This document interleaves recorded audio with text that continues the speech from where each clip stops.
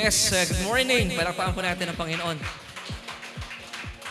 Parang ang layo nyo sa akin, ah. Yan, sige po. Palakpakan natin ang kabutihan ng Diyos. At binabati po natin lahat ng ating mga kaibigan nanonood via online.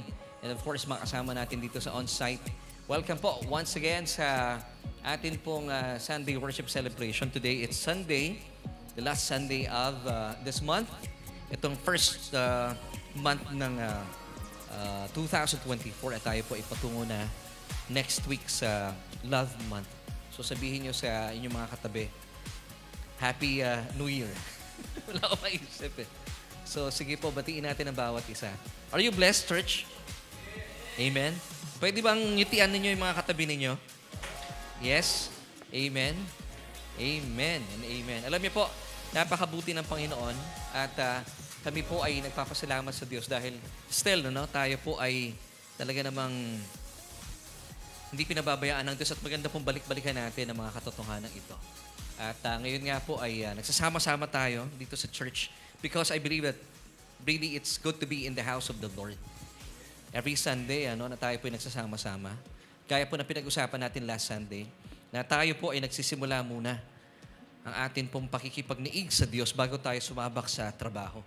Every Sunday. So sabihin natin sa inyong mga katabi at mga nanonood sa atin online, it's good to be in the house of God. Amen. At sa mga first time po nanonood, my name is Laverne Duhot and this is Solution Grace Church.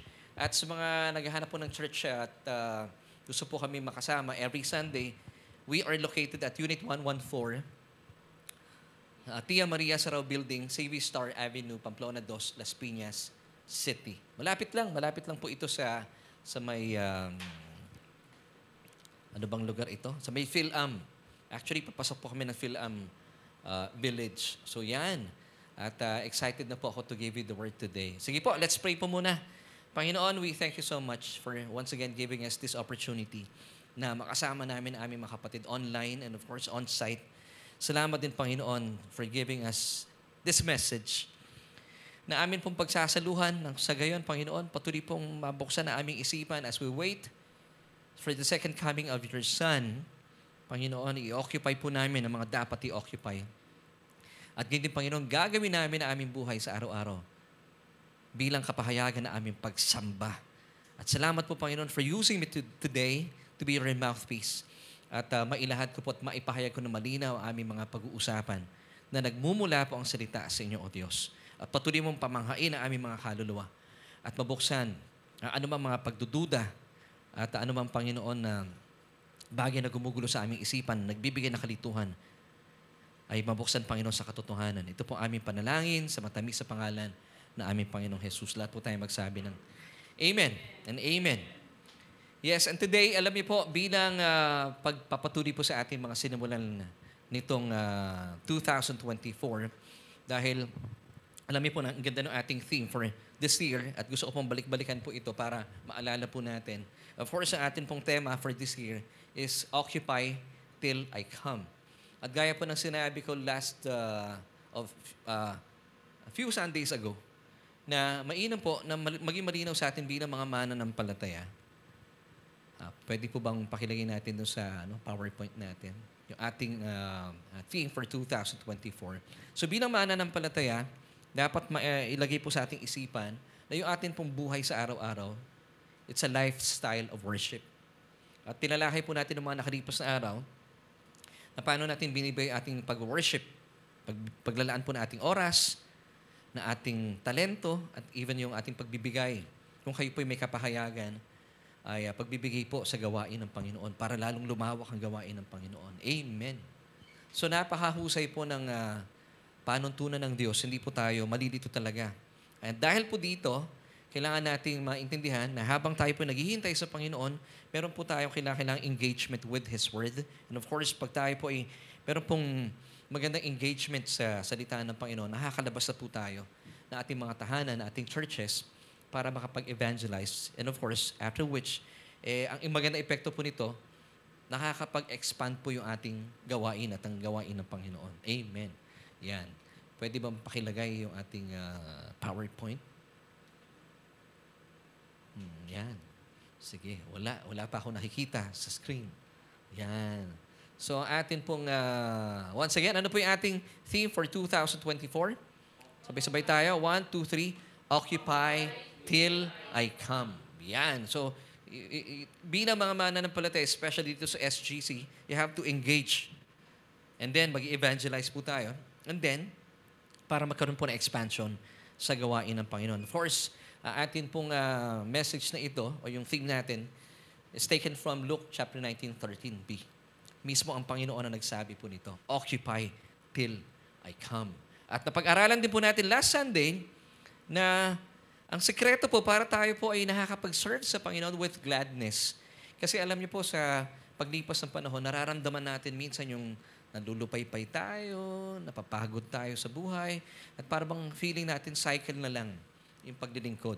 Now, meron po tayong pinag-usapan last Sunday, yung secret in serving God with gladness. Remember yung secret? Hindi na nga secret eh. Diba?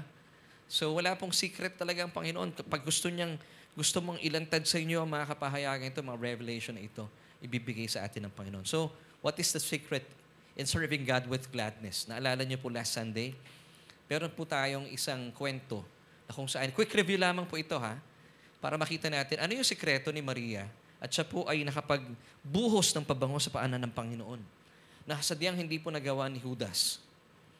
At siya nga po yung nanghinayang. At yung pabango na binuhos ng kapatid na Maria sa paan ng ating mahal na Panginoon, it's a very costly or expensive perfume. At ano yung sekreto ng Maria na hindi alam ni Marta na kung saan ay siya po ay sa kanyang paglilingkod, pagod na pagod at tumantong po siya sa pagrereklamo pa sa Panginoon. At kung babasahin po natin ang mga nangyari sa kasaysayang ito ni Maria at saka ni Marta in Luke chapter 10, verses 40 onwards, ay nagreklamo siya sa Panginoon at sabi niya sa Panginoon, hindi mo ba sasawayin yung aking kapatid at sabihan na tulungan ako? Parang pinagsabihan pa ang Panginoon dahil napagod po siya. Now, tingnan po natin yung kasaysayang ito in Luke chapter 10. Sige nga, pakilagay. 39 until 40. And she had a sister called Mary, yung she dito si Martha, who also sat at Jesus' feet and heard His word. Who also sat. Sa tingin ko po dito, bakit also? Umupo rin ang Panginoon eh. So sinamahan niyang umupo. Sinamahan ni Maria umupo sa paanan ng Panginoon. Now, ano pong ginawa ni Maria? And she listened to the word of Christ. Samantala, tingnan po natin ano naman ang ginawa ni Martha. But, Martha, bakit but? May comparison eh. Kung si Mary po ay talagang pinakita niya yung posture of rest, si Martha po was distracted with much serving. Sa ibang translation, she was troubled with many things. And she approached Jesus and said, Lord, do you not care that my sister has left me to serve alone? Therefore, tell her to help me. Now, tingnan po natin malaking kaibahan po nila. At mula po dito, ay ito po yung pagbabalik tanaw sa pinag-usapan natin last Sunday. Tingnan po yung sikreto. For you to serve God with gladness. Si Maria, she sat at Jesus' feet and heard His word. Galing, ano? Si Martha naman, she was distracted with much serving. So ano pong ginawa ni Maria, kung ikukumpara natin kay Martha, si Maria po ay nag-worship muna. Amen. So ito po ang gusto ng Panginoon sa atin. So, pag inumpisahan po ninyo ang inyong linggo, dapat magsimula po tayo sa pag-worship. Ano po yung worship dito na tinuturo ng Panginoon sa atin? Let us feed from Him. Gusto po ng Panginoon, pinapakain tayo. Hindi tayo nagpapakain sa Panginoon. Amen? Si Martha, nakalimutan niya si Jesus, yung kanilang bisita, ay nagpakain sa 4,000 katao at 5,000 kalalakihan. Hindi pa kasama dito yung mga kababaihan at mga bata. Nakalimutan niya na si Jesus na parito para magpakain. Hindi si Martha magpapakain, kaya po napagod siya. Ano pong ginawa ni Martha? Nag-serve muna siya. Pero ang maganda pa lang, tamang pagkakasunod-sunod para hindi kayo mapagod sa pagdilingkod sa Panginoon. Dapat worship muna and then may service. Di ba pag ginagawa natin pag Sunday, even sa pagkakalikha nito sa salita, nauna mo ng worship and then service. Amen. So yung sikreto, ano yung sikreto sa paglilingkod na hindi po napapagod? Una sa lahat, ang atin pong pagsamba sa Panginoon ay umupo sa Kanyang paanan at tayo po'y kumain, kagaya ng ginagawa ng isang bata dyan, kumakain muna habang nakikinig ng salita. Yung katabi ni Ate Maisa, di ba? Sinasabayan akong kumain. Hindi, yung isa rin, Ate Maisa, yung isa rin, babae, may kumakain sa gilid mo eh. So, kumakain sila, di ba? Ngayon, bakit? Para may lakas ka, the following day, makapag-service sa Panginoon.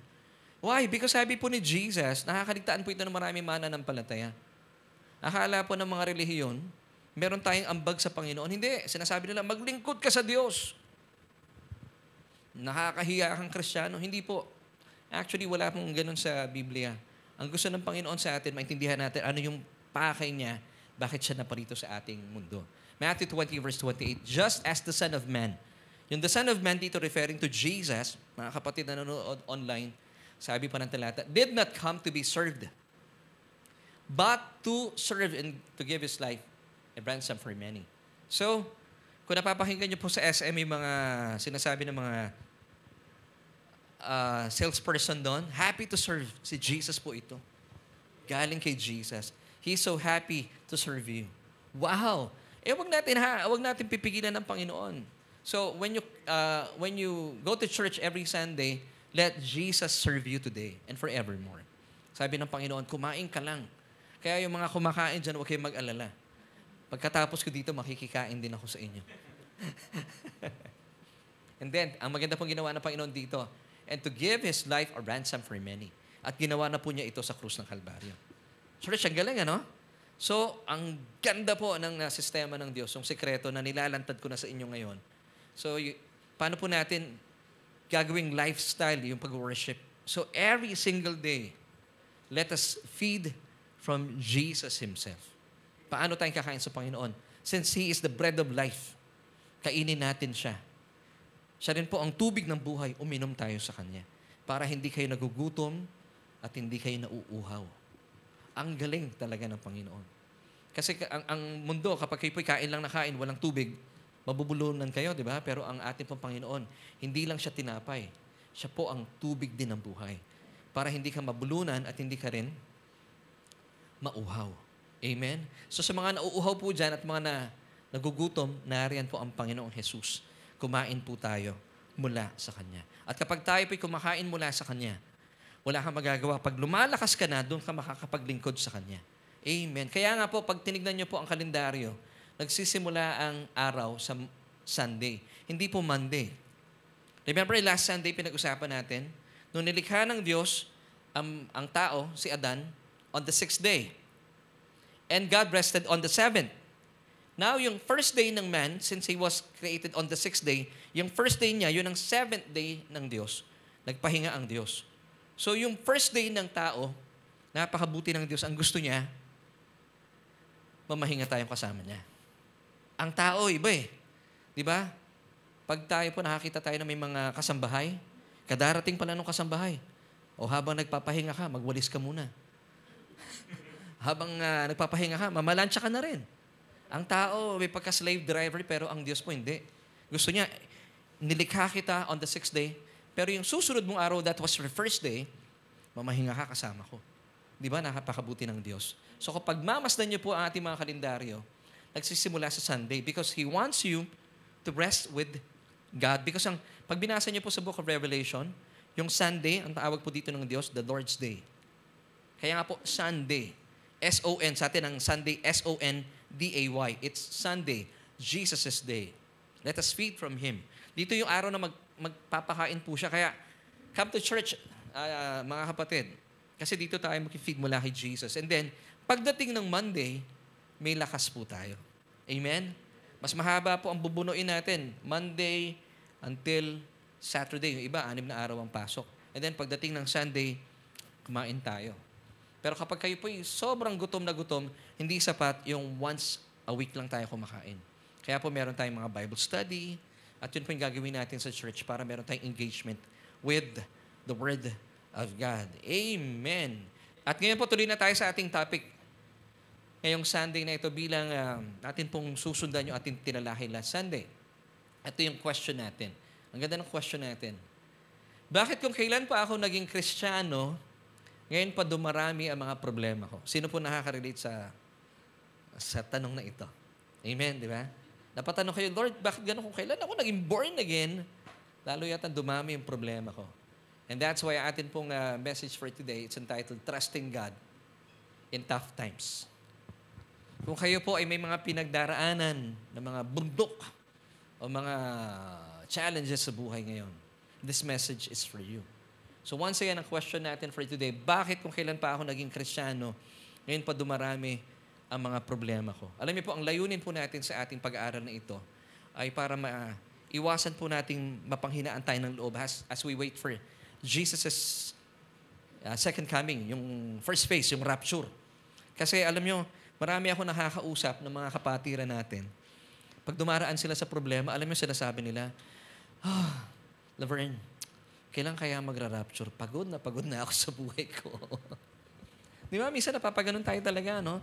Oh, Lord, kailan po kayo darating? Maranatha. Lord, nakakapagod. Now, para hindi nga po kayo mapanghinaan ng loob habang tayo po'y naghihintay sa muling pagbabalik ng Panginoon, kasi marami po talaga tayong kakaharapin sa mundong ito. Well, ako po nung araw, nung ako ay wala pang kapahayagan about the grace of God, which is, I believe, that is the message of the gospel. May mga problema akong kinakaharap, pero walang kinalaman sa aking buhay bilang mananampalataya, to be honest.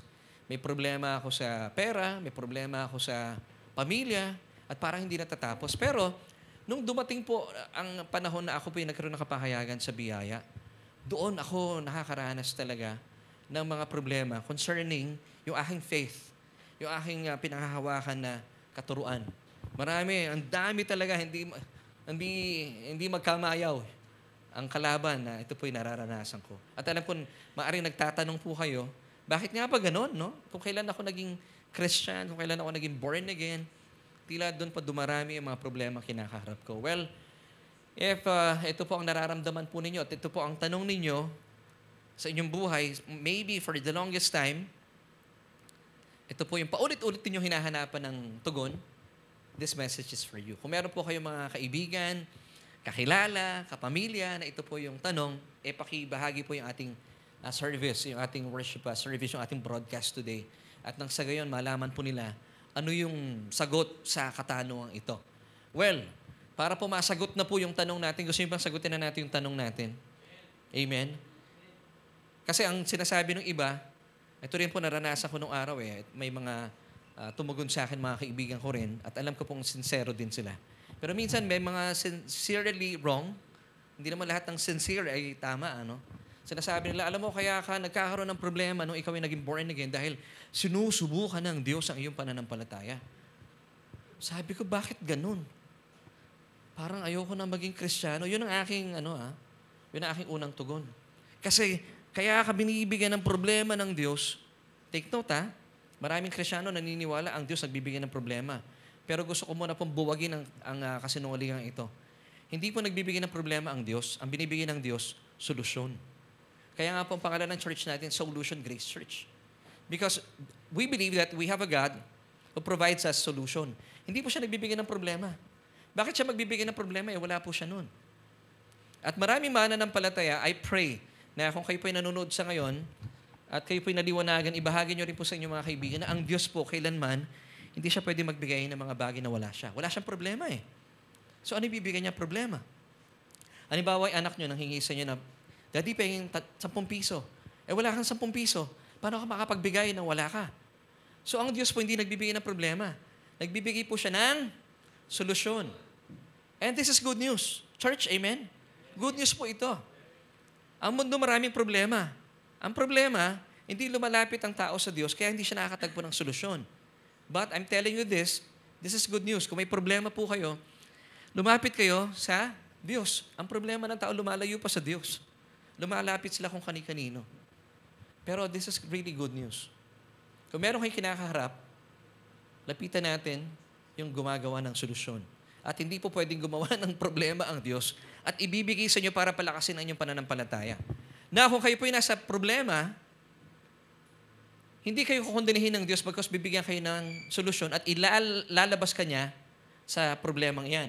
At gagamitin niya po yung problemang yan na kinasusuungan mo sa ngayon para lumakas ang pananampalataya mo. But basically, Hindi po problema ang sistema, ang pamamagitan ng Diyos para lumakas ka sa pananampalataya. Kasi marami po sa ngayon ang sinasabi para lumakas ang iyong pananampalataya. Yes, I believe gagamitin niya po yung problema na hindi galing sa Kanya para lumakas sa ating pananampalataya. Pero dapat maintindihan natin ano yung pamamagitan ng Diyos para managana tayo sa pananampalataya. Sabi ng Biblia, you have to go back to the Bible. Romans 10:17. So then faith comes by hearing, and hearing by the Word of God. So ito rin pong ginawa ni Maria nung dumating ang Panginoong Jesus. Nung dumalaw ang Panginoong Jesus, she also sat at Jesus' feet. Kaya nga po, alam niyo po yung biyaya na meron si Maria. Siya po yung kauna-unahang babaeng nakatuklas, nagkaroon ng kapahayagan na muling nabuhay ang ating Panginoong Jesus. Marami po mga nauunang bagay si Maria na nagkakaroon ng kapahayagan. Amen. Dahil natagpuan po niya yung one thing that is really important. Yun po ay umupo sa paanan ng Panginoon. Amen. So mga kapatid, ang pamamagitan po ng Diyos para lumakas sa ating pananampalataya, pakikinig. Pakikinig. At kapag kayo po nakikinig, hindi kayo nagsasalita. Di ba? Madali lang yun eh. Nakikinig lang tayo. At kusa pong dumarating, so that faith comes by hearing and hearing, not just one time. Patuloy po. And that's why we come to church every Sunday. At tayo po nakikinig at nag-aaral ng Biblia. Amen? So, nagbibigay po ng solusyon ng Diyos, mga kapatid. Yan po yung magandang katotohanan. Now, alamin natin, ano ba talaga ang sanhi? So, hindi po kayo binibigyan ng Diyos at hindi po galing sa Diyos ang problema kung bakit may problema kung kailangan naging born-again Christian. Hindi po totoo yun. Ang gusto ng Panginoon sa atin, para lumago ang ating pananampalataya, you come to church, mag-attend ka ng Bible study. Nang sa gayon, sa pakikinig at pakikinig, lumalago tayo sa ating pananampalataya. Now, ito po yung sagot sa ating tanong. It's found in 2 Timothy chapter 3, verses 12 until 14. Yes, and all who desire to live godly in Christ Jesus will suffer persecution. Now, alam niyo po ba, dito lang tayo hindi pa ni-redeem ng Panginoon sa persecution because we still live in this fallen world. Amen. At alam ko, bawat isa po sa atin, pina-persecute po tayo. Now, nung araw, akala ko ang persecution ay manggagaling po sa mga unbelievers. Kasi nung ako po'y bata-bata pa nung araw, di ba, nauso nung araw yung mga charismatic. Ako'y isa sa mga bunga niyan eh. Yung mga kaibigan mo, mga hindi umaattend ng mga charismatic. Akala ko yun na yung persecution. Bang niloloho ka pagpunta mo sa school, yan si Praise the Lord. Yan si Laverne again. Mga ganun yung mga binibiro sa akin nung araw. Akala ko persecution na yon. Pero ang persecution pala, nagmumula sa kapwa mo rin mananampalataya. Alam mo kung bakit? Si Isaac, alam mo sino po nag-persecute kay Isaac? Yung kapatid niya si Ishmael. At ang persecution po nangyayari, si Isaac po ay isang anak ng biyaya. Si Ishmael ay anak ng kautusan. So ang persecution na nararanasan ni Isaac ay mula sa kanyang kapatid, sa kanyang tatay, kay Hagar na nasa kautusan. So yun yung persecution na meron tayo at nararanasan po natin ito hanggang sa panahong ito. So, and who decide to live a godly life in Christ Jesus will suffer persecution. So kung kayo po ay nagsasuffer in persecution, wag po kayo mag-alala. Hindi naman po ninyo ikamamatayan. And of course, even po ang Panginoon ay naranasan po ito. And of course, bilang mga identified with Christ, mararanasan po natin yung persecution. Now, kanino galing? Ito po yung sinasabi ng verse 13. But evil men and impostors will grow worse and worse, deceiving and being deceived. So, gumagamit po ang kalaban ng mga tao because we cannot please everyone. Now, kung meron po nananakit po sa inyo, wag po kayong magalit sa taong yun because ang nasa likod po nun ang kalaban. It's true. It's true. Para po mas maging magaan po sa kalooban natin. Gumagamit po talaga kasi ang kalaban hindi naman magpapakita sa inyo si Satanas o yung mga demons niya na naka-underwear na pula. Tapos may malaking tinidor. Alam mo, wala naman talagang demonyo tumatawa eh. I believe ang mga demonyo, ninenervyos yan eh. Yung mga napapanood natin sa sinihan, hindi totoo yun. Wala akong alam na demonyo tumatawa na mga ganun. Walang ganun eh. So walang demonyo na magpapakita, gagamit po siya ng mga tao because mga demons by spirit. Gagamit sila ng tao para saktan ka. Sino itong mga tao to? Evil men and imposters. Will grow worse and worse. Papasama pa po sila ng papasama. Kaya po pag may gumagawa ng masama po sa inyo, makikita nyo kung sila po yung tinutukoy ng verse na ito, patuloy po silang papasama ng papasama. Amen. Sabi ng Biblia, deceiving, manluloko po sila. Magpapahayag sila ng mga salitang walang katotohanan at mananakit po sila. And sila rin po being deceived. Sila rin po ay maluloko. Yun po makikita natin pagdating ng panahon. But ito pang paalala sa atin ng Panginoon. Paalala po ni Apostol Pablo kay Timoteo. Batang pastor po ito, si Timoteo. But you, now referring to us also, must continue in the things which you have learned and been assured of, knowing from whom you have learned them. Wow! So ibig sabihin, as we wait for the second coming of Christ, yung rapture, may mga problema dumarating po sa atin, pero wag kayong manghinaan ng loob. Natural lamang po ito, mangyayari po ito. But once again, hindi po ito nagmumula sa Diyos. Gusto ko pa maging malinaw bilang mga miyembro po ng SJC. Amen? Ipakalat po natin ito. Ito po yung papel natin sa buhay. Ipakalat natin na hindi po pwedeng magbigay ng problema ang Diyos because wala po siyang problema. James chapter 1, 16-17. Do not be deceived, my beloved brethren. So sino pong kinakausap dito ni Santiago? Ang kanyang mga kapatiran. And of course, kinakausap ko rin po kayo, huwag kayong magpaloko. Maraming Kristyano nagpaloko talaga. Na-deceive ng kalaban. Akala nila binibigyan sila ng problema ng Diyos. Now, let me ask you, ang problema po ba ay mabuti? Hindi di ba? Sinasabi ng iba, mabuti yan. Gumagamit ang Diyos sa mga bagay, ang mga masasamang pangyayari para naman sa iyong ikabubuti. Hindi pwedeng gumamit ang Diyos ng bagay na masasama. Pag gumamit po ang Diyos ng bagay na masasama, naubusan na siya na mabubuti. Ganun ba yun? Sabi ng Diyos, wala na akong maisip na mabuti. Gumamit naman kaya ako ng mga masamang pangyayari. Ganun ba ang Diyos? Para naman sa iyong ikabubuti, it doesn't make sense. Now, tingnan po natin verse 17. Every good gift and every perfect gift is from above. So, lahat po ng mga mabubuting kaloob, ito po yung tinatanggap ng mga unbelievers. Ang buti ng Panginoon. Pero ito mga sakdal, mga perfect gift, para kanino po ito? Para sa ating mga mananampalataya. So even po yung mga unbelievers, tumatanggap sila ng mga mabubuting kaloob mula sa Diyos. Tuloyin po natin ang pagbasa. And comes down from the Father of lights with whom there is no variation or shadow of turning. Wow! Kung ang Diyos po ay ginagawa niya ito nung araw, gagawin pa rin po niya itong ngayon at magpakailanman because He is the same yesterday, today, and forever. Di po ba nagbibigay sa atin ng magandang consolation that we have a good God na hindi po siya magbibigay ng problema? Pawang solusyon ang binibigay sa atin ng Diyos. Amen and amen. So kung hindi nagmumula sa Diyos ang ating mga problema, ito yung magandang tanong sa mga nanonood. Okay, Laverne, sabi mo hindi nagmumula sa Diyos ang mga problema. Kanino galing? Kung kayo po ay matagal nang nanonood sa ating worship service, alam niyo na yung sagot. But I would like to give these reasons para sa mga kapatid natin na first time lang na napadako sa ating pananambahan. 3 reasons. Bakit nararanasan din po ng mga mananampalataya ang mga problema? Amen. Number 1, reasons why Christians experience troubles in their lives. It's because of men's wrong choice. Tayo po ang may maling pagdedesisyon sa buhay. Romans chapter 5 verse 12, James chapter 1 verses 13 until 16. Pwede niyo pong basahin yan. So tayong nagdesisyon ng mali. Marahil ay, ng panahong yun, hindi tayo sumunod sa leading ng banal na spirito because nanguna yung ating flesh. So nagkamali tayo, pero still, gagamitin pa rin ng Diyos ang iyong pagkakamali para sa ating ikabubuti. Pero hindi po siya nagbigay, gusto kong linawin. So man's wrong choice. Pagkakamali ng tao. Ikalawa, natural forces of an imperfect world. Because we still live in this fallen world, marami po talagang mga nangyayari na hindi natin inaasahan at gumagamit na marahil merong mga ibang taong hindi natutuwa sa iyo. So, hindi naman natin talaga napiplease ang bawat isa. So, nararanasan natin yung mga tampo, yung sama ng loob na ibang tao. Tayo po ang napapagbuntunan. That's John 16:33. And third reason is attack from the devil because you were created in God's image. Amen? Church? Galit sa inyo ang kalaban Ito syempre, babanatan niya kayo.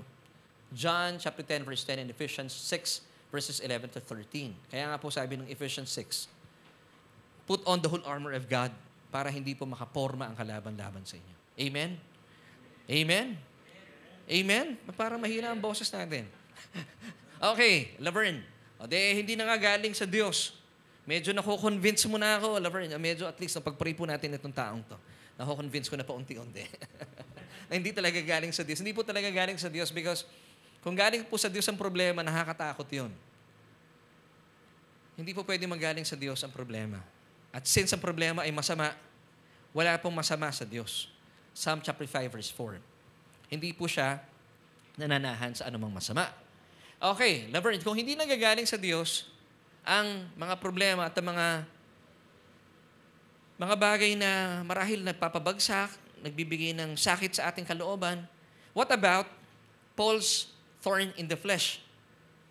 Maganda pong topic po ito. So ano itong tinik sa kanyang laman? Yun po yung pagkakasalin sa wikang Pilipino. Paul's thorn in the flesh. Hindi ba, sabi ng iba, meron po akong mga nakausap, marami po ito. Di ba, Laverne, bigay ito ng Diyos kay Paul para hindi siya magyabang?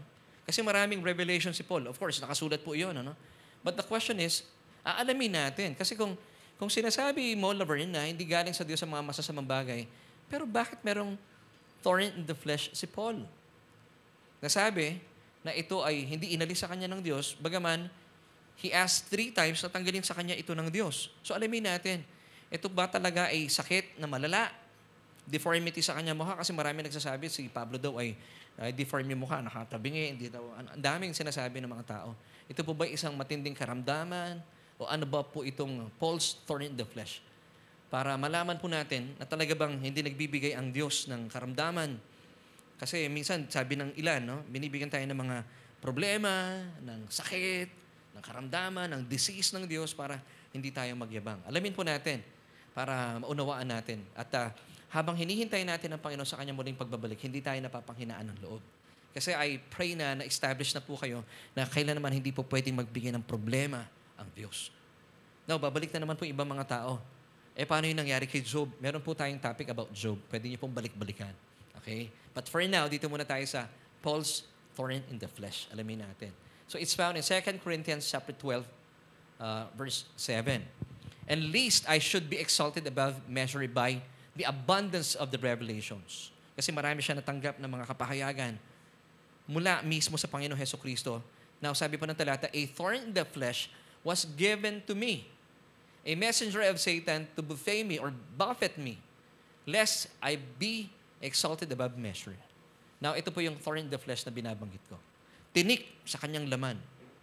Sa Old Testament, tinik sa kanyang tagiliran. Sa panahon natin sa ngayon, tinatawag ito ng mundo na pain. Hindi ko maituloy, hindi pwede dito sa ating Facebook Live. Yun ang sinasabi nila sa tao, yung parang, washpot ka, pabigat ka sa buhay. Dumbbell ka. Mga ganon, no? Ito lang yung sinasabi natin. So, kung mapapansin niyo po, after po binanggit dito sa talatang ito, let's go back to 2 Corinthians 12 verse 7. Nung binanggit po yung, a thorn in the flesh was given to me, pansinin natin, ito po ba ay sakit talaga, karamdaman, or disease? Kung titignan niyo po yung susunod na talata, yung susunod na phrase po dito, it was given to me, sabi ni Apostol Pablo, dito muna tayo. Ha? Once again, hindi po galing sa Diyos itong thorn in the flesh. Dahil James 1:17, pawang mabubuti at mga sakdal na kaloob lamang na nagmumula sa Diyos. Ito muna, i-establish natin. James 1:17. Yan. Pakitulungan nga po ko mga kapatid. Every good gift and every perfect gift is from above. So, yung thorn in the flesh, hindi po ito maganda. Okay? At ikalawa, Psalm chapter 5 verse 4, for you, O God, pakilagay po dun sa Psalm chapter 5 verse 4, for you are not a God who takes pleasure in wickedness, nor shall evil dwell with you. So, sa langit, wala pong tinik. Ang dinaraanan natin doon ay gold. Wala pong sakit sa langit. Hindi pwede. Kasi walang ospital sa langit. So itong thorn in the flesh, kung magagaling po sa Diyos ito, it doesn't make sense because hindi po nananahan sa Diyos ang anumang masama. At kung bakit po pilit pong pinapaalis ng Apostol Pablo itong thorn in the flesh na ito dahil hindi po ito nakakatulong sa kanya, nagbibigay ng kabigatan. So, hindi pwedeng nanggaling sa Diyos. Now, balikan po natin yung talata natin in 2 Corinthians chapter 12, verse 7b. A thorn in the flesh was given to me, a messenger of Satan to buffet me or buffet me. So ibig sabihin, to answer our question, is this a disease or a sickness o problema? Sa tingin niyo po, ito po bang thorn in the flesh ay problema o matinding sakit at karamdaman? No. It's a messenger of Satan. So it's a created being. It's a demonic angel. Now, tingnan po natin yung word na messenger. In Greek, it's agilos, pero it's pronounced as angelos. Gab, hindi ikaw ito. Ha? So, ibig sabihin, yung angelos dito, it's a messenger of Satan. Agilos, pero it's pronounced as angelos, messenger of Satan. Kasi may mga angel din naman si Satan eh. Okay? Now, ano pong purpose nito? Kung bakit pinadala itong angelos o messenger ni Satan, it's to buffet. Sabi ni Pablo, to buffet me or buffet me, lest I be exalted above measure. Bakit? Because si Pablo, ang dami pong kapahayagan. Remember, kung babalikan niyo po ang New Testament, 3/4 of it was written or were written by Paul. Binigay pong kapahayagan ng biyaya, hindi po kay Pedro, hindi kung kanino, kay Paul. And once again, 3/4 of the New Testament were written by Apostle Paul. So, ibig sabihin, pag pala nasa biyaya ka, and since this is the true gospel, ay talagang pupuntirihin ka ng kalaban. Nakita niyo po dito? Sobrang nakapuntirya itong si Apostle Pablo. Now, balikan natin yung talata. Balik natin sa 2 Corinthians 12, verse 7. Basahin ko na po sa simula uli. And lest I should be exalted above measure by the abundance of the revelations. Ang dami po niya kapahayagan. And that's why sabi ng Diablo, magpapadala ako ng isang angelos o isang messenger to buffet Paul or buffet. Now, alam niyo po ibig sabihin ng buffet? To strike repeatedly. Di ba pag pumupunta kayo sa mga eat all you can, di ba ang ginagawa nyo sumisibat kayo ng sumisibat pa ulit-ulit. Kain, sibat, kain, sibat. Binabalik-balikan nyo yung pagkain. Yun ang ibig sabihin ng buffet. Eat all you can and can all you eat. Amen? Di ba pag pupunta kayo sa Sambuco Gin, may promotion pa. Sa ano pa ba yung mga eat all you can ngayon? Ha? Vikings. Di ba? Pag ba pumunta kayo sa Vikings, nagbayad kayo, sabi doon, buffet, eat all you can. Pag kumuha kayo ng pagkain, one time lang, hindi. You strike repeatedly, bumabalik-balik po kayo. Yun po ibig sabihin ng buffet. Now, tingnan natin. Buffet is kolafizo. To rap with the fist. To strike repeatedly. So, tingnan natin sa dictionary, tinignan ko. Yung buffet or buffet, pwede palang buffet eh. To strike sharply, especially with the hand, to strike repeatedly, and third, the definition, to drive, force, move, or attack by, or as if by repeated blows. So ito yung ginagawa nitong demonic angel of Satan. Binabalik-balikan si Pablo. Alam niyo kung paano pamamaraan? Okay Kung saan naman pumunta si Pablo because he is preaching the true gospel of Jesus Christ. Gumagamit po, nag-i-instigate itong diablong ito kung sino man yung naka-assign. Kasi may mga demons na naka-assign eh. Kaya nga po dito sa church natin, nire-review ko yan in the name of Jesus eh. Minsan ganun talaga.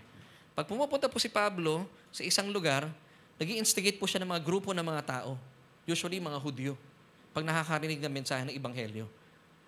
At tinataboy nila si Pablo, yung iba dumarating po sa punto na sinasaktan si Pablo. And then kaya pala sabi ni Pablo, Lord, nakiusap siya sa Panginoon 3 times, Lord, tanggalin niyo po itong mga bully na ito. Alam niya, wala siyang sakot. Si Pablo, walang sakit. Kasi si Pablo, pansinin niyo po in the book of Acts, pag naglalakad si Pablo, yung sila ni Pedro nga, yung anino lang nila, o yung handkerchief ni Pablo nagpapagaling So, ibig sabihin, healthy po si Pablo. And meron pa isang tagpo, di ba sabi niya, I have run the race, I have fought the fight. So, ibig sabihin, paano siyang mamamatay? Paano siyang magkakasakit? Malakas na malakas si Pablo. At ang dami po mga lugar na pinuntahan ni Pablo. At sa lahat ng lugar na pinuntahan niya, binubuli po siya nitong angelos na ito, itong messenger na ito ni Satan. Grabe, Now, nararanasan niyo po ba ito? Kung kayo po yung nasa biyaya ngayon. Nararanasan po natin ito. Pansinin niyo, nung tayo po yung nasa mixture, wala namang ganito eh. Ang mga persecutions lang natin nung araw. Oh, Laverne, again. Ganun lang yun eh. Oh, hallelujah, praise the Lord. Ganun lang may persecution na ba yun? Wala yun. Yun lang nung araw eh. Nung nasa mixture tayo, pero ngayon nung nasa biyaya ka, ay grabe kung wasakin ang pangalan mo. Sirain ka at siraan ka. Oo, yun ang unli pananakit talaga. Ibang, gano'n na naranasan ni Pablo, ito yung binubuffet siya o binabuffet siya ng kalaban. Now, kalaban po, may utak nito ang mastermind kalaban. Sadly, may ginagamit siya mga tao. Sino yung mga tao ito? Mga vulnerable na tao. Yung nakita ni Satan, oy, pwede itong tao to, gamitin natin. Nagpagamit, nanakit. Para mapigilan po yung paglaganap ng salita ng Ebanghelyo. Kaya po mga kapatid, as we wait for Jesus' coming, pag nararanasan po natin mga persecutions na ito, mga sufferings na ito, it's but natural for us to experience. Pero wag po kayong bibigay. Because ang ganda po ng mga aabangan natin in the future. Meron man po kayong nasasaktan man kayo o sinisiraan kayo o feeling nyo sira na kayo. Pero as long as alam nyo, you are the righteousness of God in Christ Jesus, believing, kapag alam mong tama ang ginagawa mo, wag po kayong matakot. Pero nga po akong ginawang kasabihan niya. Ang taong lumalakad ng tama, marami ang nababangga. Yun po yung naranasan ni Pablo.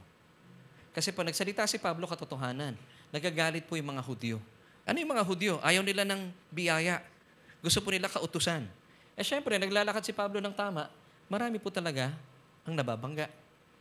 At yung mga nababanggang ito, nakita ng demonyo, ng mga demonyo, sabi niya sa boss nila, boss, vulnerable ito eh.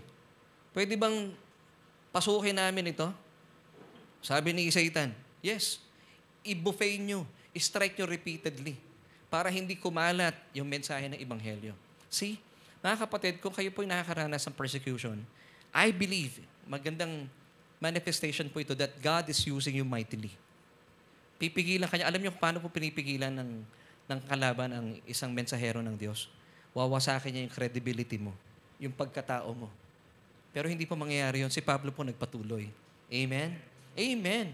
Kaya po, tayo po tumayo ng diretsyo. Ang atin pong posture ay yung confidence po natin wala sa ating mga sarili. Na kay Kristo Jesus.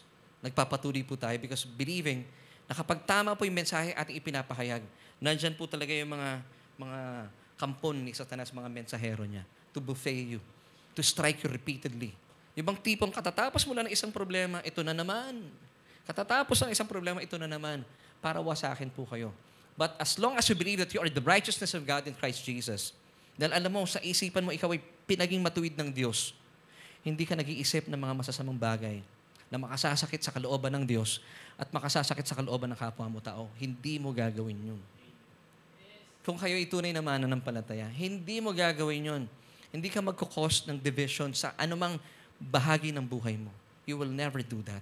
Ang gumagawa lang po nun, mga taong walang banal na spirito sa kanilang spirito. Believe me. Amen. So tuloy po natin. Amen. Palapakan po natin ng Panginoon. So dito, nakikita natin, nag-i-instigate po ang kalaban talaga para patigilin itong si Apostol Pablo. Now, let's continue. Dito tayo in verses 9 to 10, still with 2 Corinthians chapter 12. Anong tugon ni Pablo? Kahit binubuffet po siya, binabuffet siya na itong angelos na ito, messenger of Satan. Therefore, sabi ni Pablo, most gladly, I will rather boast in my infirmities, that the power of Christ may rest upon me. Therefore, I take pleasure. Nga po, pakilagay doon sa verse 10. In infirmities, in reproaches, in needs, in persecutions, in distresses, for Christ's sake. For when I am weak, then I am strong. Kung kayo po ay nakakaranas ng persecution or suffering because of Christ, huwag po kayo mag-alala. You're on the right track. Yun din po sinasabi ko sa family ko. Marami na po kami pinagdaanan. But if you believe that you are persecuted for Christ's sake, tayuan lamang po natin ito. Pagpatuloy natin. Because ganun po talaga, you are identified with Christ. So kung ano po yung naranasan ni Kristo na persecution, mararanasan natin. Amen. Amen. Now, tingnan niyo po dito, bakit po maraming mga tao sa ngayon, maraming mga churches, they believe that itong thorn in the flesh na sinasabi ni Apostol Pablo na na naranasan po niya ay sakit. It's because of this word, yung infirmities. Yes, of course, I agree. Yung pong word na infirmities po, pwedeng gamitin na sakit. Pwede. Pero hindi lang siya sakit, pwedeng inadequacy, kakulangan. Kagaya po dito sa 1 Timothy 5:23, ito po, yung infirmities dito ay sakit talaga. Sabi ni Apostol Pablo kay Timoteo, no longer drink only water. Ito yung ginagamit na verse ng mga mahilig uminom ng alak Mami, meron tayong bisita. Asikaso nga. Dito tayo sa 1 Timothy 5:23. No longer drink only water, but use a little wine for your stomach's sake and your frequent infirmities. So yung infirmities po dito ay patungkol sa sakit talaga. So ginagamit sa Bible yung infirmities at sakit. Okay? Pero hindi po lahat ng panahon. So pag sinabing infirmities, pwedeng kakulangan, inadequacy, o weaknesses mo. Kagaya po sa Romans 8:26. Likewise, the Spirit also helps us in our infirmities. Pag tinignan po natin sa ibang version, weaknesses. So hindi lahat ng infirmities na ginamit po sa Biblia ay nagre-refer po sa karamdaman o sakit. And in the case of Paul, yung kanyang thorn in the flesh, malinaw na malinaw, ito po ay ipinadala mismo ni Satan, kanyang messenger. So, hindi siya sakit. Siya ay created being. Amen? Created being po siya na pinadala. Amen. And, ito pa maganda, para mas malinawan po tayo, yung word na thorn in the flesh was verified 3 times in the Old Testament. Ginamit na rin po ito sa Biblia. Tingnan natin So the phrase thorn in the flesh is verified by 3 Old Testament verses. Pwede niyo pong tingnan mamaya yung mga verses in Numbers 33:55. Ginamit po ito doon na thorns in your sides. Tinik sa inyong tagiliran. Joshua 23:13, thorns in your eyes. Mas masakit yun, sa mata. Kung ito ay physical. And Judges 2, verse 3, thorns in your side. So, hindi po ito ginamit at pinapaalala sa atin bilang sakit at matinding karamdaman kasi hindi po pwedeng magbigay ng sakit ang Diyos sa kanyang mga anak.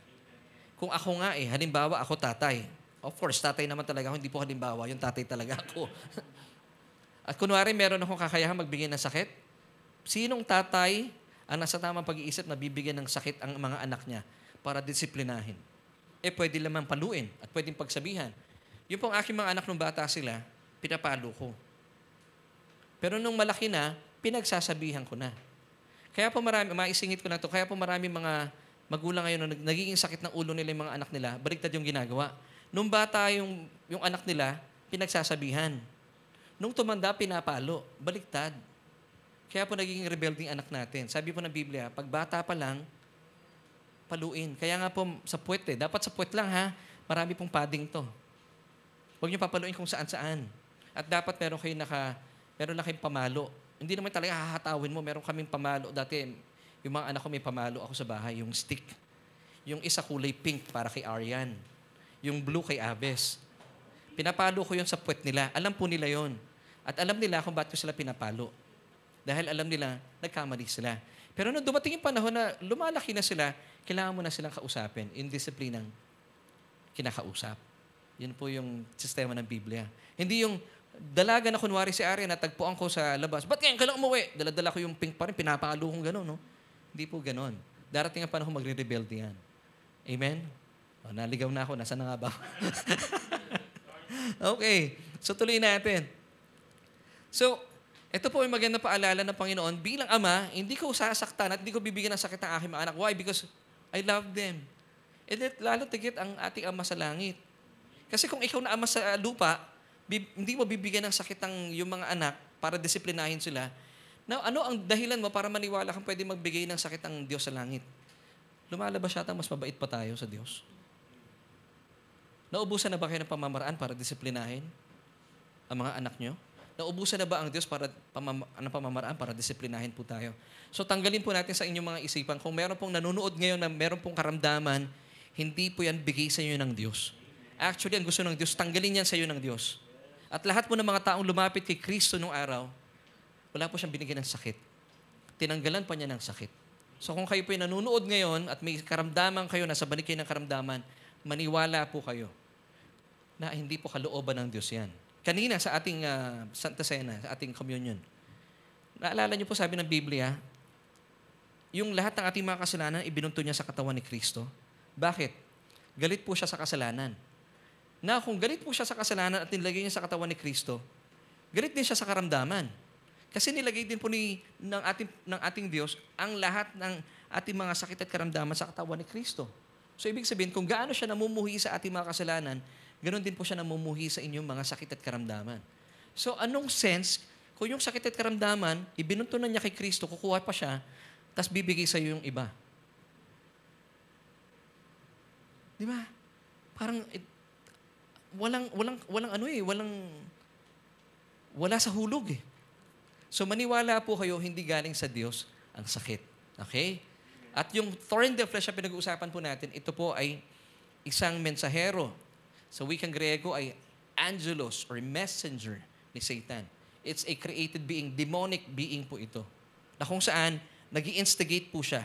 And even up to this time, gumagamit po siya ng mga taong hindi natutuwa marahil po sa inyo, gagamit po sila para siraan ka o pigilan ka dahil you're preaching the true gospel of Jesus Christ. Yun lang po yun. Kasi ayaw po ni Satanas talaga na mas maraming maligtas. Amen? Yun lang yun. Tuloy po natin. Dito na tayo. So, hiningi po ni Apostol Pablo sa Panginoon na tanggalin po itong kanyang daladalahin. In verse 8, sabi niya in 2 Corinthians, concerning this thing, nakita niya po, thing. Hindi po siya disease. Concerning, sana sinabi ni Pablo, concerning this disease. Hindi, concerning this thing. Nakita niyo po ang tingin po ni Pablo? Bagay lang yan. Maliit lang. Concerning this thing, I pleaded with the Lord 3 times that I might depart from me. Pero ang sabi po ng Panginoon sa kanya, my grace is sufficient for you. For my strength is made perfect in weakness. So may mga ganyan po tayong nararanasan habang hinihintay natin ang Panginoon. Para hindi raw po tayo magyabang. At makita natin, Lord, pag may mga pinagdaraanan tayo, mga problema, mga sufferings or persecution, kanino tayo lalapit pa rin? Lord, biyaya mo lang talaga kaya ako nakakatayo. You have to remind yourself na wala po talaga tayong magagawa apart from Jesus. Amen? Now, sasabihin natin, Lord, yung aking lakas, wala talaga. Because yung kanyang strength is made perfect in your weaknesses. The more na nakikita mo, Lord, 0% me, but 100% you. Doon mo na makikita ang biyaya ng Panginoon. Now, tuloy po natin ang pagbasa. Anong sabi ni Apostol Pablo bilang pagpapatuloy? Therefore, most gladly, I will rather boast in my infirmities. Why? That the power of Christ may rest upon me. The more po natin ipinagmamalaki, Lord, yung aking kakulangan, inadequacy, yung infirmities dito. Inaamin mo sa Panginoon, Lord, wala akong lakas, ikaw lang. And the more mo inaamin sa Diyos ang iyong kakulangan, yung kapangyarihan ni Kristo ang siyang nananahan sa atin. Amen. Kaya po, nakapagpapatuloy tayo sa buhay kahit maraming problema as we wait for Jesus' coming, as we wait for the rapture to come. Amen. Then verse 10 tells us, therefore, balikan po natin yung Kuya Eman, pakilagay nga dun sa verse 10. Therefore, I take pleasure in infirmities, in reproaches. So, ibig sabihin, itong mga bagay na ito, it's but natural to happen sa mga believers. Infirmities, in reproaches, in needs, in persecutions, may mga pagkakataon po dumarating tayo, kinukulang din tayo. Persecutions and distresses for Christ's sake. For when I am weak, then I am strong. Alam niyo po bilang pastor, natural po ito nararanasan natin. Nung kami po ay tinawag ng Panginoon sa pagpapastor, marami po kami karanasan with the leadership. Doon tayo po yung nagsisimula pa. Lord, uupa kami ng ating church. Pero dumarating po talaga sa panahon, lalo na pag tinatapik na kami ni Judith. Kilala niyo po si Judith? Minsan yung ating kaban ng yaman kinukulang. Nararanasan natin po ito. Sinasabi namin sa Panginoon, Lord, kulang. Minsan talaga, nag-aabono ka. It's but natural to happen. Pero pupunan din po ng Panginoon yun. So, wag po tayong manghinayang kapag tinawag tayo sa kung saan man. Dahil maniwala po kayo, hindi po tayo pababayaan ng Diyos. Naranasan po namin yun. Pero hindi po kami pinagkulang. May mga pagkakataon nag-aabono ka, pero dumarating po yung provision ng Panginoon at pag pinalitan ng Panginoon yung inabonohan mo, minsan dumodoble pa. Kaya po, huwag kayong magtatanong sa Panginoon, Lord, ba't ganito? Nung naging Kristiyano ako, lalo dumami ang problema ko. Hindi po. Natural po nangyayari yan because we still live in this fallen world. At the more po natin nakikita yung mga bagay na ito, sabi ng Panginoon, for my grace is sufficient for you. Sapat ang biyaya ko. Actually, hindi po sapat ang biyaya niya. More than enough. Amen? More than enough. And the more po nakikita natin yung mga problemang ito, hayaan po natin mas makita pa, mas makapangyarihan ang biyaya ng Diyos. Kaya po minsan lumalaki ang problema. Alam niyo mga kapatid kung bakit? Nakatingin tayo sa ating mga sarili. Masyado po tayong nag-iimaw sa mga problemang ito. Minsan ganun no? Parang yun na lang lagi mo iniisip. Tanggalin po natin yung isipan natin doon because mag-dwell po tayo sa mga ginawa at gagawin pa ng Panginoon sa ating buhay. Amen. Bakit natin gagawin yun? Because sinasabi natin sa Panginoon, Lord, sagana akin, wala naman ako magagawa eh. Alam niyo kung kayo po yung nasa gitna ng problema o mga persecution, suffering sa ngayon, wala ka na magagawa eh. The damage has been done. Tapos na eh. Now, sabi mo lang sa Panginoon, alam niyo, meron pong verse sa Bible in Exodus 14:14. Sabi ng talata doon, the more po kayong nananahan sa pangako ng Diyos, the more kayong namamahinga, makikita po natin yung pagliligtas sa atin ng Diyos. Yung kanyang pagliligtas ay hindi po magmamaliw. Amen. So ano pong trabaho natin? Maupo tayo sa paanan ng Panginoon. Still listen to His Word. And the more po natin ginagawa po ito, we are worshiping Him as we wait for His coming. Nananampalataya tayo sa Panginoon na, Lord, alam namin na hindi mo kami pababayaan. Ano man pong battle na meron kami sa ngayon. The battle is yours, Lord. Amen. Kahit po dito sa ating mga pang-araw-araw na buhay, hindi po kayo pababayaan at iiwan na ating Panginoon. So instead of mag-dwell po kayo sa mga persecutions, mga sufferings na yan, mga needs na yan, mga infirmities na yan, distresses na yan, mag-dwell po tayo sa mga provision, sa grace ng Panginoon na minsan pabalik-balikan nyo. Pinabayaan na ba kayo ng Diyos? Mga kapatid, no. Hindi tayo pinabayaan. Pagkos gagamitin ito ng Diyos para lalo natin makita ang kanyang kaluwalhatian. So, ibig sabihin, as we wait for Jesus to come back, tayo po ay patuloy pa rin papalakas ng papalakas. Now, balikan po natin question natin bilang pagtatapos. Bakit kung kailan pa ako nagiging Kristiyano, ngayon pa dumarami ang mga problema ko? Well, as we all know, sabi nga ng 2 Timothy 3 verse 12, yes, and all who desire to live godly in Christ Jesus will suffer persecution. Amen. So, wag po kayong manghinaan ng loob. Gagamit at gagamit po ang kalaban ng kahit sino para saktan po tayo. Gaya ng sinasabi ng 2 Timothy 3 verse 13. But evil men and impostors will grow worse and worse, deceiving and being deceived. Pero mga kapatid, ito po yung ating solution. Ito po ang gusto ko pong ipahatid po sa atin. Even though nasa gitna po kayo ng mga kakulangan ng provision na yan, ano man po inyong mga pinagdaraanan sa ngayon, marahil kayo po ay walang trabaho, pray. The Lord will provide for you. Kung kayo po ay napapanghinaan ng loob sa inyong mga kinakaharap sa buhay, sabi na Acts 20:24, and this is our solution. But none of these things move me.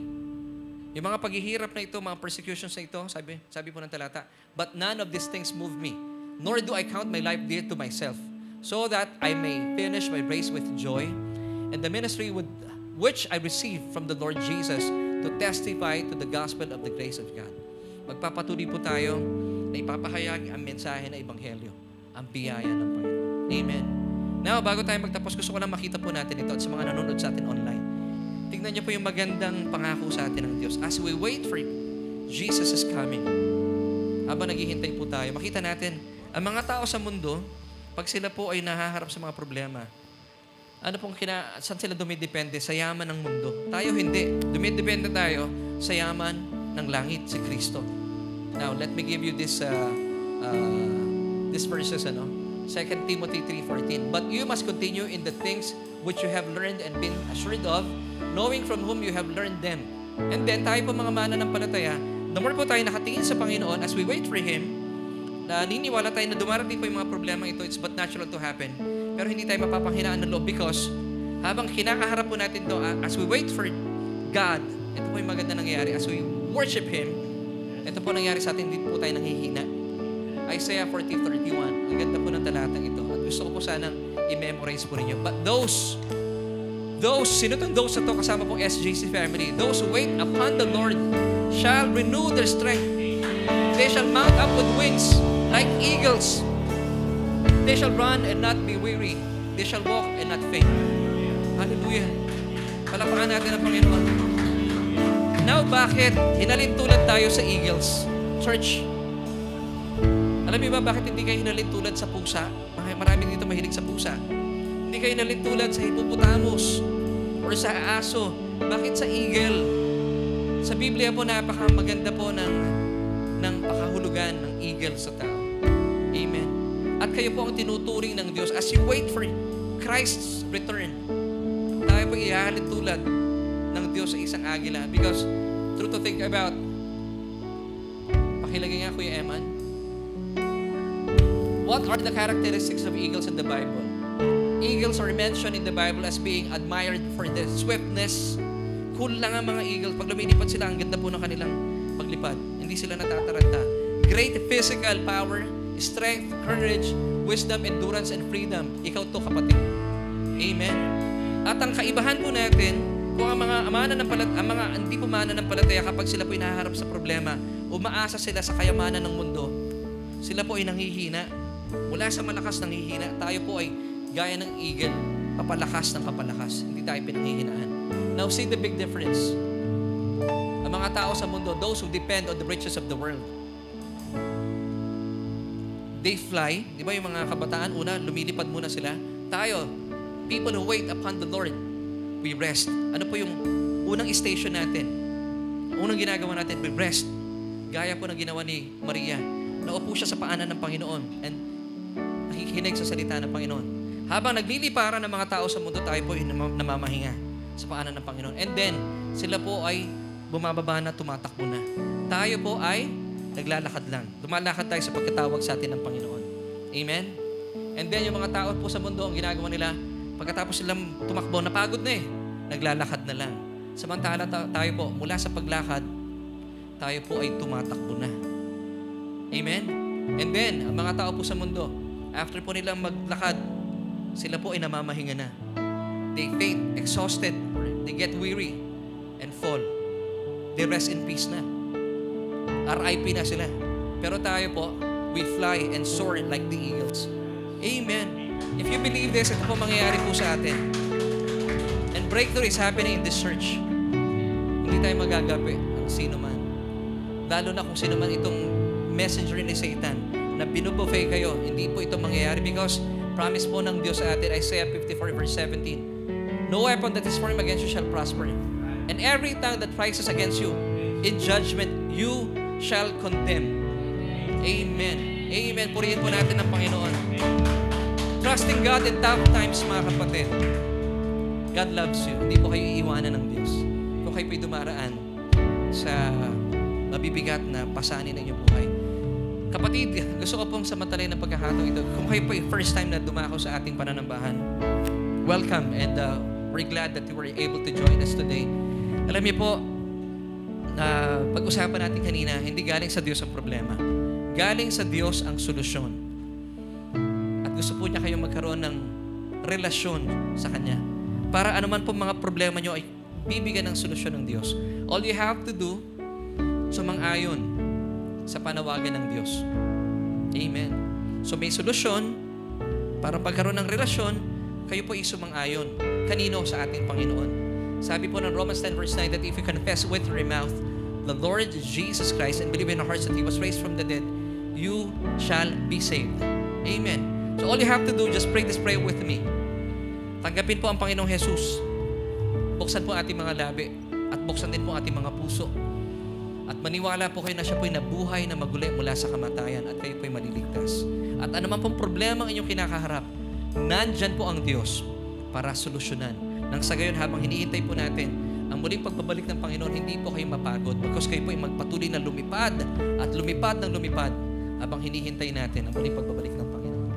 So, please pray this prayer with me. Sabihin mo, O Diyos, kinikilala ko aking sarili sa diyang walang kakayahan para iligtas ang aking buhay. Kaya naman, kinikilala kita, Jesus, at tinatanggap kita bilang aking Panginoon at sariling tagapagligtas. Dahil naniniwala po ako na sa iyong kamatayan sa krus ng Kalbaryo, pinawi na ang mga kasalanan ko. At kayo po'y nabuhay na maguli makalipas ng 3 araw bilang patunay na ako'y pinaging matuwid na sa iyong harapan. Salamat po sa kaloob na kaligtasan at inaangkin ko po ito ng lubusan. Dahil naniniwala po ako na isinulat mo na ang aking pangalan sa aklat ng buhay. Amen at amen. Kung kayo po ay sumabay sa panalangin at nanampalataya kayo, na nabuhay na maguli ang Panginoong Jesucristo, tinanggap siya bilang iyong Panginoon at tagapagligtas, kayo po ay ligtas na. Welcome to the family of God. Amen. Now, church, tayo po tayo at umawit po tayo ng awitin na magpapahayag ng kabutihan ng Diyos. At habang inaawit po natin ito, magpasalamat tayo, purihin natin ang Diyos sa kanyang kabutihan. Amen.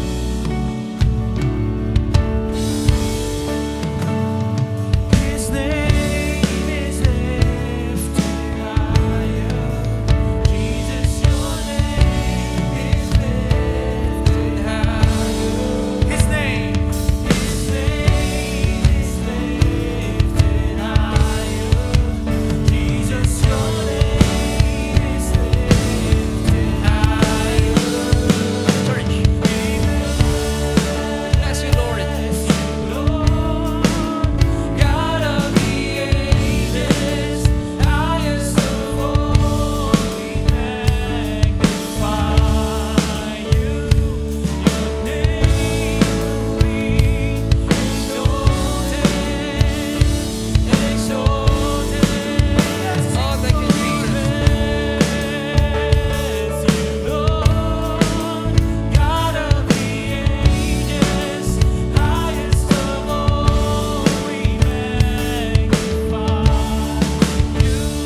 Your name we exalted, exalted. Muli po, mga kaibigan natin na nanonood online, of course, mga kasama natin dito sa church. If we're facing sufferings or persecutions right now, well, hindi po ito galing sa Diyos. And that's good. And that's good news. Now, nararanasan po natin ito para gamitin din po ito at makita natin ang kapangyarihan ng Diyos. Now, mga kapatid, huwag po natin isipin na minsan nananakit sa atin mga kamag-anak po natin, mahal natin sa buhay. Kalaban po ang nasa likod nito para po mas gumaang yung ating kalooban. And we still live in this fallen world. Ang kalaban po ang nananakit sa atin. Pero sabi po ni Apostol Pablo, huwag po tayong sumuko dahil those who wait upon the Lord shall renew their strength. At mananagana po yung ating lakas. Hindi tayo manghihina po dito. Amen. So, of course, inaantabayanan po natin ang muling pagbabalik ng Panginoon. Pero as we wait for Him, patuloy po tayong magkaroon po ng kagalakan. Dahil tunay nga na meron pong puwersang kumakalaban na ibahagi ang salita ng Diyos. So, salamat sa Diyos, ginagamit ako, ginagamit din po kayo. Kung kaya't nararanasan po natin itong mga puwersang ito, pero hindi po sila mananaig laban sa atin. At kung kayo po itong mga tinutukoy ko, I would like to pray for you. Tayo po ay lumapit sa Panginoon. Marahil, dumadaan kayo sa sakit ng kalooban sa ngayon. Pero pansamantala lamang po ito. Hindi po tayo mag-i-stay dito. Tayo po ay makaka-alpas din in due time. Pero maganda po, habang narito po kayo, nakikita po natin ang kalakasan ng Diyos. Na hindi ka pababayaan, iiwan man, at hindi niya hahayaan na ilagay sa kahihiyan ng iyong pangalan. Yung po mga tunay na anak ng Diyos, hindi po hahayaan ng Diyos yun dahil mahal na mahal ka ng Diyos. So I would like to pray for you. Panginoon, salamat po sa kapatid na ito na nanonood marahil.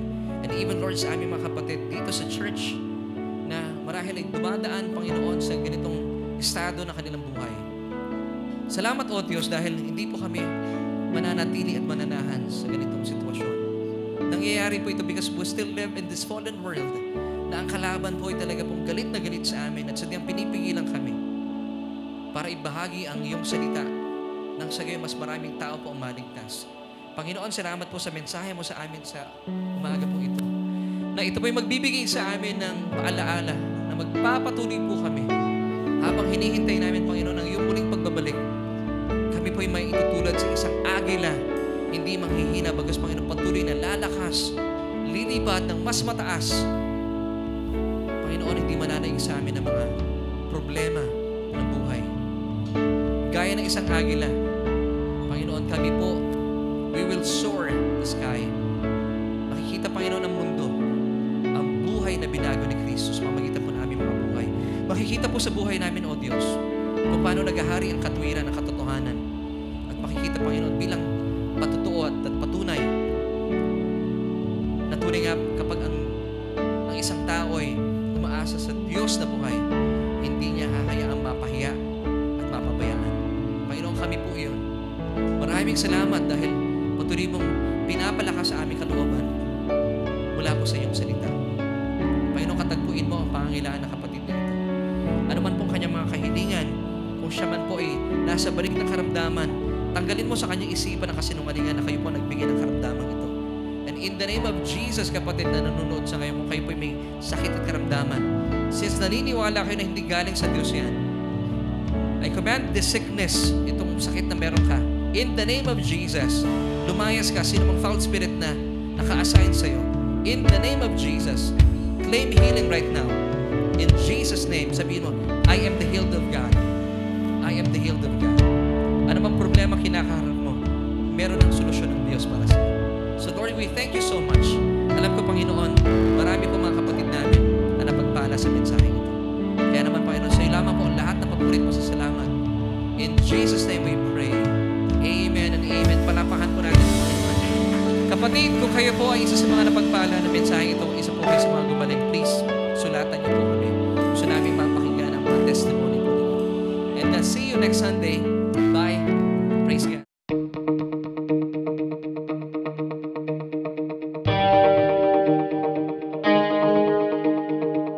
Amen! We thank you, Lord, for a fresh revelation.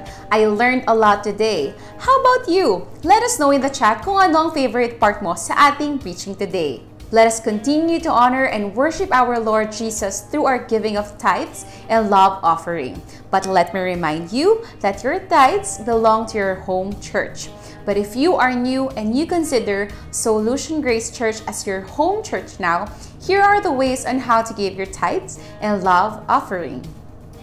Our details are shown on your screen right now. You can use our account number and simply scan the QR code for our bank details, especially if you are outside the Philippines. Thank you for being a faithful tither and a generous giver. As we prepare to give to the Lord, let us lift our phones and I will pray for you. Heavenly Father, we thank you that we can give to you. In this form of giving our tithes and offering, we honor and worship you. We believe that it is not about us, but you alone. And I declare blessing and favors on us today and in the coming days and weeks. In Jesus' mighty name, amen. Thank you for joining us today on our Sunday online worship celebration. My name is Lace, and we hope to see you next week. Keep this in mind, you are greatly blessed, highly favored, and deeply loved by God.